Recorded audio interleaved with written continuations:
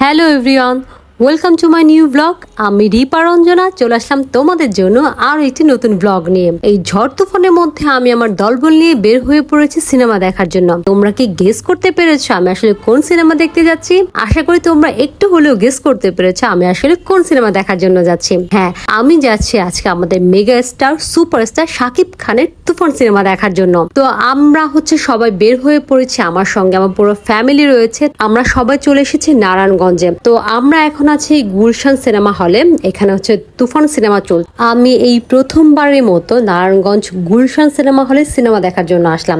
আজকেও আমার হলে আসতে একটু দেরি হয়ে গিয়েছে, তো এর মধ্যে সব দর্শক হলে ঢুকে গিয়েছে। তো আমি এখন হলে যাচ্ছি। এই সিনেমা দেখে আমি আমার ভালো লাগা মন্দ লাগা আপনাদের সঙ্গে শেয়ার করার চেষ্টা করব।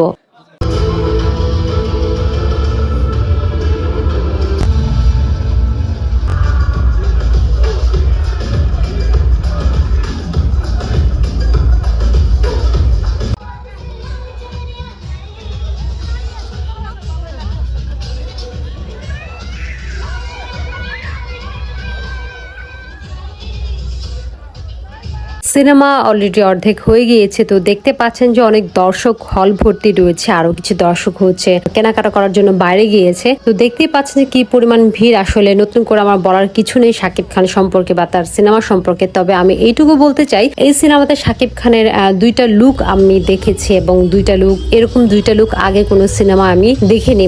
এটা আমার কাছে বেশ ভালো লেগেছে। তুফান সিনেমার মাধ্যমে আমরা নতুন এক শাকিব খানকে পেয়েছি। এই সিনেমাটা অনেকে বলছে বা এটা থেকে নেওয়া হচ্ছে, এই সিনেমা থেকে নিয়েছে। লুক হয়তো আমরা যেমন একটা সিনেমা দেখে ইন্সপায়ার হতে পারি, ওই হিসেবে হয়তো বা একটু লুক চেঞ্জ করার চেষ্টা করেছে।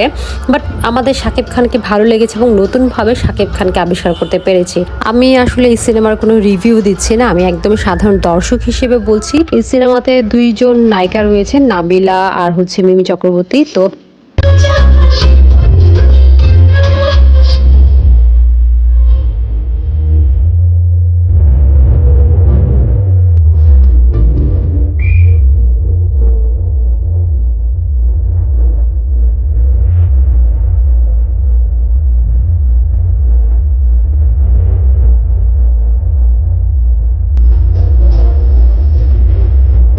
নাবিলাকে এই সিনেমাতে দেখতে বেশ মিষ্টি লেগেছে, বাট নাবিলাকে আমার কাছে মনে হচ্ছে যে কমার্শিয়াল সিনেমার জন্য সে পারফেক্ট না, বাট সে দেখতে খুব সুইট লেগেছে। কলকাতার মিমি চক্রবর্তীকে খুব ভালো লেগেছে সিনেমাতে।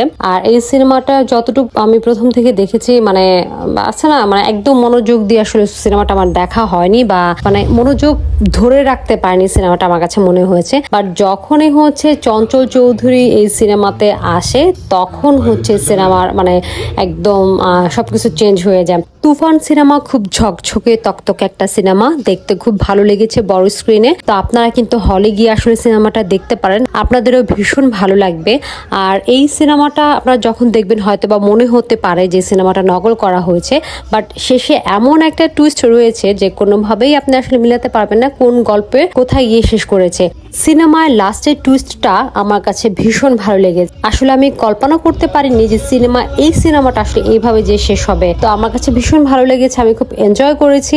আর শাকিব খানের কথা আসলে কি বলবো, ওনাকে দেখতে আমার কাছে ভীষণ ভালো লেগেছে। বাংলাদেশে যে একজন হিরো আছেন এবং হিরোরিজম যে একটা ব্যাপার রয়েছে, শাকিব খানকে আমি যতবার দেখেছি পর্দায় আমার কাছে ঠিক তাই মনে হয়েছে। একজন হিরোর আসলে যেইভাবে যে লুক দরকার, যে হাইট দরকার বা যেরকম সুন্দর হওয়া দরকার, শাকিব খান ঠিক তেমন। আমার কাছে সিনেমাটা ভীষণ ভালো লেগেছে, আমি খুব এনজয় করেছি। আশা করবো যে আপনাদের বেশ ভালো লাগবে। আশা করছি আমার আজকের ব্লগটি আপনাদের বেশ ভালো লেগেছে। যদি ভালো লেগে থাকে অবশ্যই আমার চ্যানেলটি সাবস্ক্রাইব করে দিবেন এবং কমেন্ট করে জানাবেন আমার ব্লগগুলো আপনাদের কেমন লাগছে। তো সবাই ভালো থাকবেন, সুস্থ থাকবেন আর আমার জন্য বেশি বেশি দোয়া করবেন।